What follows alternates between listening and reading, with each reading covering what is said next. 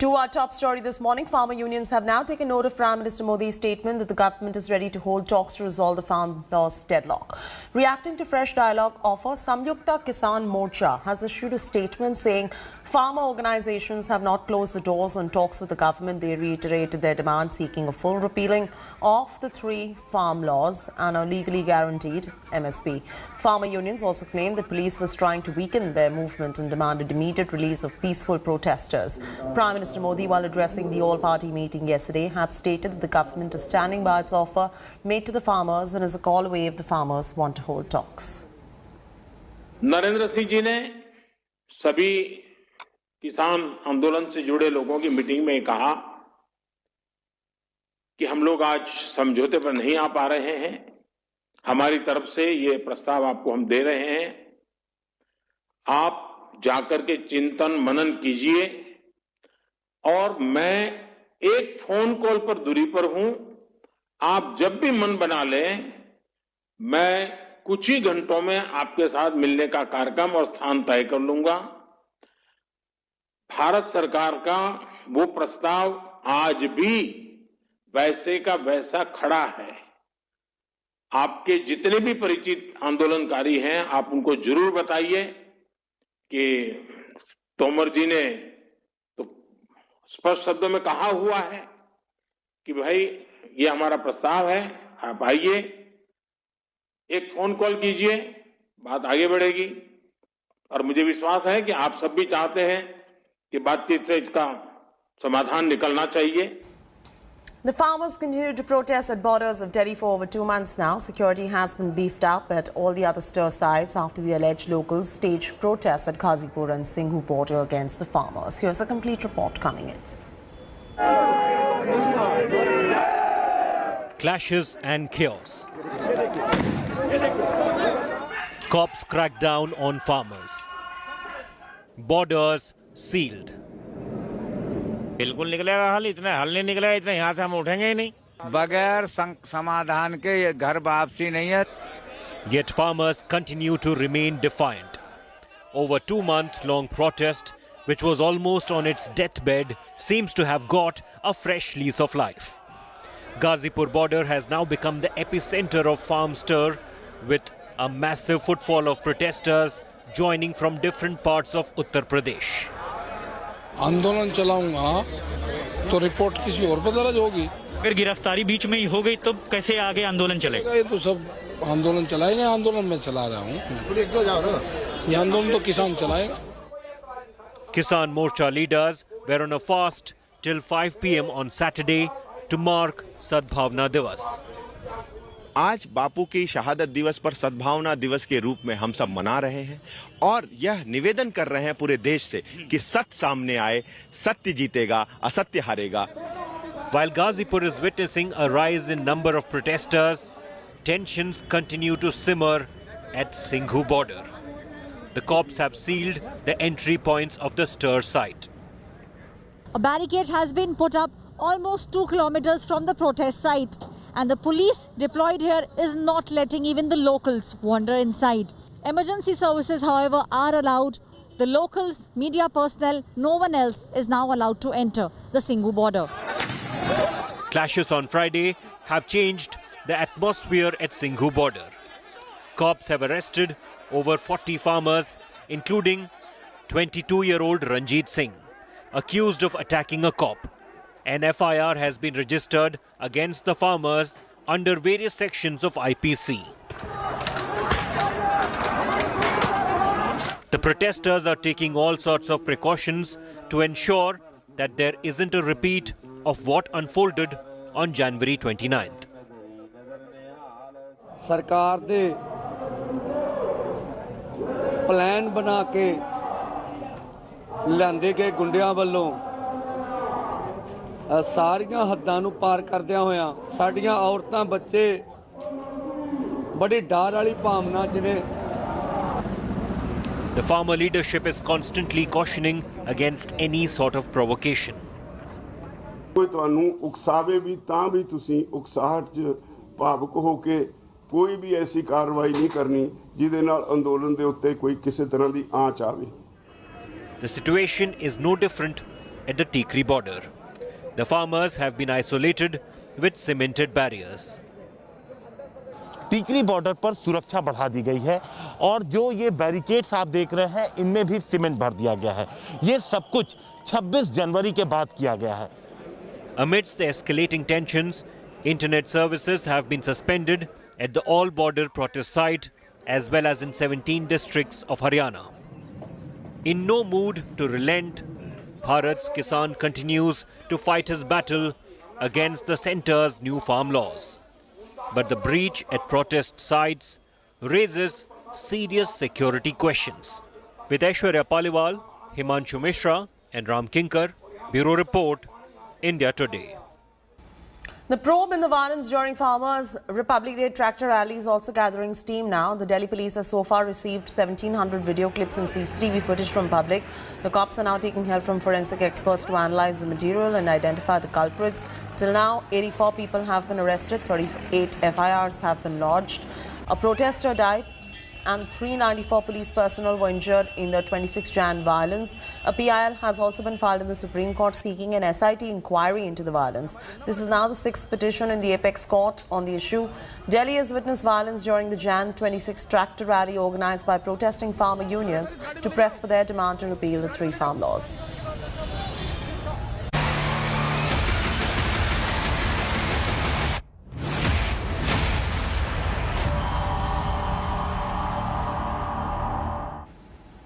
The probe is intensified in Friday's IED blast that occurred near Israel Embassy in Delhi. Multiple teams of National Investigation Agency, Delhi Police Special Branch and National Security Guard are trying to piece together evidence. According to sources, police questioned some persons, including a few Iranian nationals. The cops are also looking for those Iranians who are living illegally in India with expired visas. The cops are also investigating the details of people who availed cab services between 3 and 6 p.m. and from APJ Abdul Kalam Road on Friday. The sleuths are also scouring through, dumping data of mobile calls, CCTV footage of nearby houses to get a breakthrough in the ongoing probe. A small blast, few windshields shattered near the Israeli embassy, but the echoes were felt as far as Israel. A day after the minor explosion, the special cell of Delhi police, forensic experts, NSG and NIS sleuths are trying to piece together the evidence to nab the perpetrators. On your screens is the exact spot where the Friday's blast took place. These are the remnants of the IED, which appears to be a tin material. हम इस वक्त Israel embassy के ठीक बाहर हैं और आप देख सकते हैं दिल्ली पुलिस के अधिकारी यहां से तमाम चीजें लेकर के जा रहे हैं। जो वो सबूत हैं यहां से जो इकट्ठा किए गए हैं उनका बॉक्स लेकर के जा रहे हैं जिससे कि आगे इसकी जांच की जा सके। ये पूरी किट है जो लेकर के आए थे और यहां तमाम ऐसी चीजें कलेक्ट की गई हैं जो बेहद इंपॉर्टेंट हो सकती हैं इस पूरी जांच में। Cops have also recovered a letter addressed to the Israeli ambassador from the site of the blast, calling it just a trailer. The letter mentions the name of Iran's assassinated General Qasem Soleimani and also names Iran's top nuclear scientists who was killed, calling them martyrs. With Iran's name cropping up in the investigation, the probe agencies are moving very cautiously.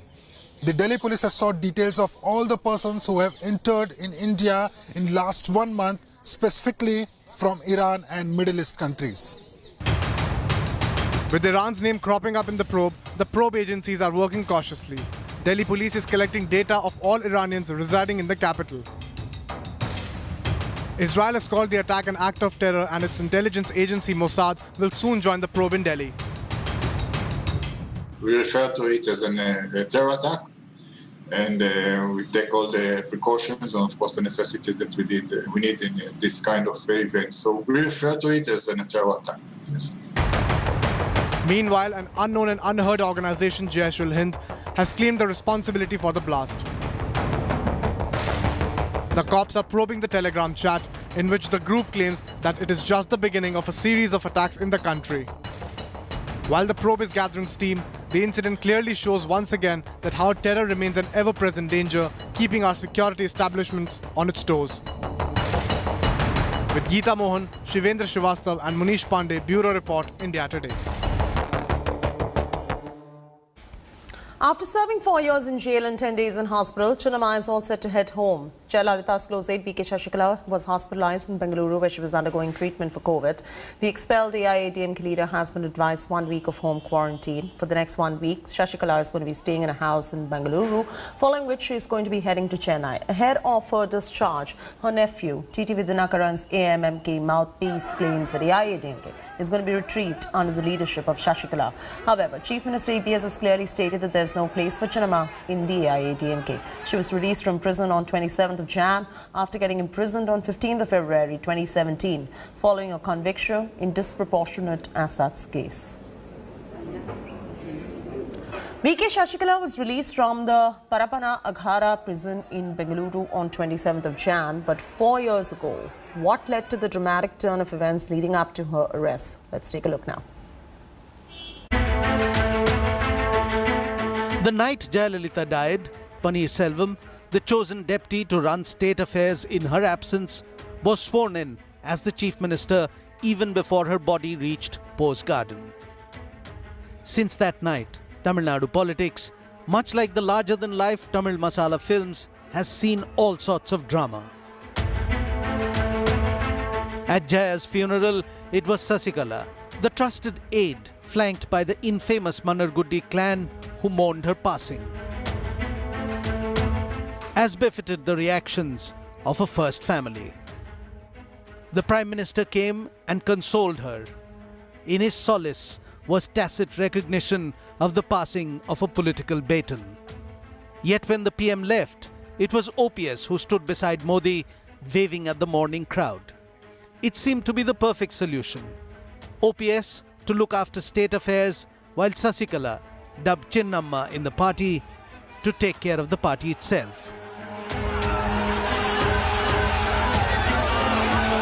A snug arrangement that lasted a bare 2 months. On 5th of February 2017, Paneerselvam resigned.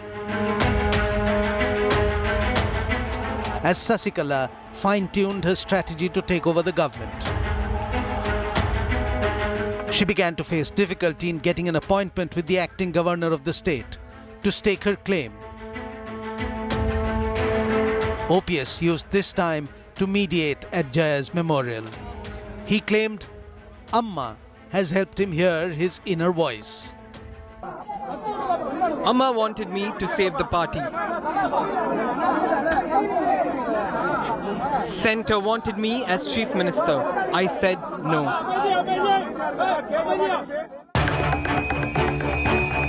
In the political battle for control of the state legislature, it was OPS versus Sasikala. Sasikala corralled more than 100 AIADMK legislators into Golden Bay, a leisure retreat, to stop them from running away to the rival camp. While all of this posturing and consolidating was taking place, there came a spanner in the works for Sasikala's political ambitions. On 14th of Feb 2017, the Supreme Court gave the go-ahead for Sasikala's conviction in the disproportionate asset case. As soon as news broke, another powerful AIADMK stalwart, Edappadi K. Palaniswamy, EPS, made his move to take control. The very next day, as Sasikala surrendered to court and made her way to jail, EPS won the floor test in the assembly and became the third AIADMK Chief Minister of Tamil Nadu in as many months.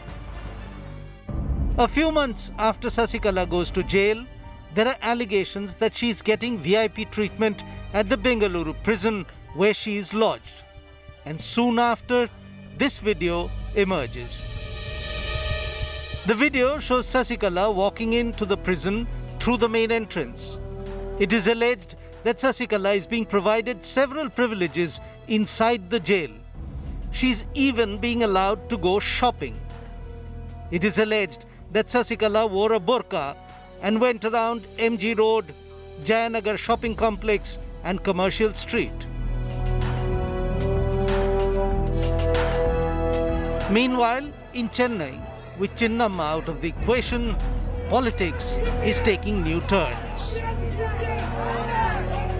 With Sasikala in jail and EPS having replaced OPS as the man in charge of AIADMK and by extension of Tamil Nadu, one would have thought that the time of turmoil was over. But then broke another storm.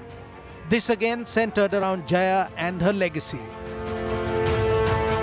This time, it was the by-election to the RK Nagar Assembly constituency seat that had fallen vacant because of her demise. Both factions within the AIADMK put up candidates and both laid claim to the two leaves symbol of the party, resulting in the Election Commission freezing the AIADMK two leaves symbol till further notice. With Sasikala in jail, her nephew TTV Dhanakaran became the party's Deputy General Secretary and the de facto supreme of the ruling AIADMK faction. After months of back and forth, the effort to unite the warring faction takes a new turn when in August 2017, Chief Minister EPS orders a judicial probe into Jayalalitha's death, a long-standing demand of OPS. On 21st of August, the factions within the AIADMK merge. Chief Minister E. Palaniswamy makes O. Pannirselvam his Deputy Chief Minister. By September, the now combined EPS-OPS-led AIADMK removed both Sasikala and her nephew TTV Dhanakaran from all party posts. Ahead of Tamil Nadu Assembly elections, BJP Chief JP Nadda has cleared the air on party's alliance with the AIADMK. Addressing a rally in Madurai on Saturday, Nadda affirmed that his party's alliance with the AIADMK could continue for the Tamil Nadu Assembly elections, which are due in April and May. The latest announcement is putting to rest the speculations of fissures in the alliance over BJP's Vel Yatra. Remember, AIADMK had in November refused to give a nod to the BJP for the Yatra, citing COVID guidelines. Before Nadda, the ruling AIADMK had confirmed the alliance with BJP during Home Minister Amit Shah's visit to the state in November last year. The BJP and AIADMK fought the Lok Sabha election together in 2019, in which AIADMK fared poorly. Let's listen into what MK Stalin had to say on this, accusing the BJP of trying to engineer a split in the AIADMK.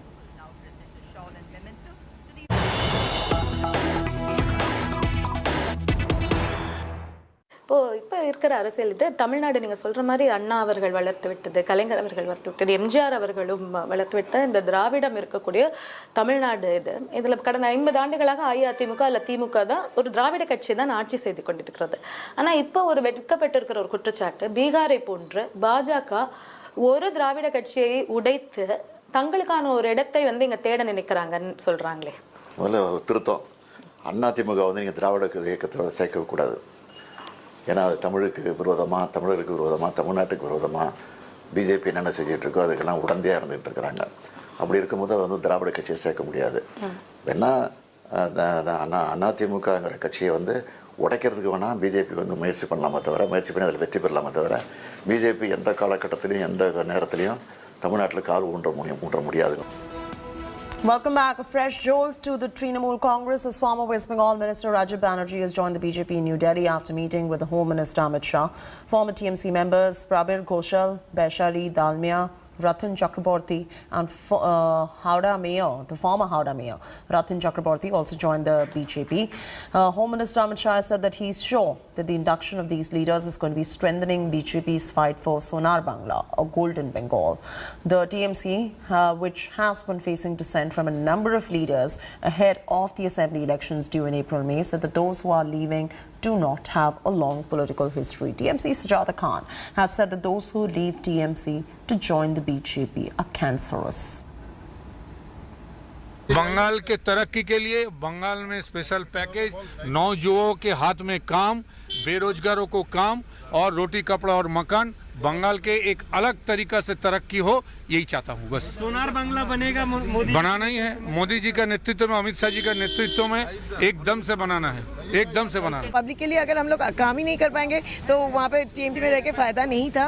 इसीलिए हम लोग, पहले तो मैं निर्दलीय MLA बन गई, अभी मैं बीजेपी में इतना बड़ा प्लेटफॉर्म मुझे मिला है, मैं बहुत खुश हूँ और मैं बहुत पॉजिटिव हूँ और कि आगे दिन सोनार बांग्ला बनाएंगे और आर नया है और हम लोग कोई अत्याचार नहीं होने देंगे बंगाल में। देखिए, सबको एहसास हो रहा है कि भारतीय जनता पार्टी ही प्रदेश का विकास कर सकती है और टीएमसी की सरकार ने छलावा किया है तो टीएमसी के कार्यकर्ता भी अपने आप को ठगा हुआ महसूस कर रहे हैं और जनता तो कर ही रही है।